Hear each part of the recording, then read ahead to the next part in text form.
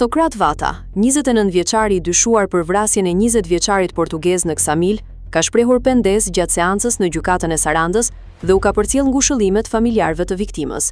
Para gjykatës, Vata ka treguar versionin e tij për nisjen e konfliktit. Ai pretendon se përplasja filloi brenda lokalit, ku një grup turistësh francez po bënte zhurmë. Sipas tij, pasi u kërkuan të qetësoheshin, situata u përshkallëzua në debat dhe më pas në përleshje fizike. 29 vjeçari deklaron se konflikti vazhdoi jashtë lokalit, ku një prej turistëve kishte një thik, të cilën ai thotë se ja mori. Vata pretendon se më pas u godit me shkelm në nofull dhe i rrëzuar në tokë, reagoi instinktivisht duke përdorur thikën për t'u mbrojtur.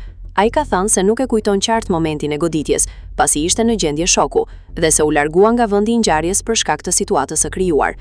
Rrethanat e plota të konfliktit pritet të sqarohen nga hetimet dhe dëshmitë e tjera.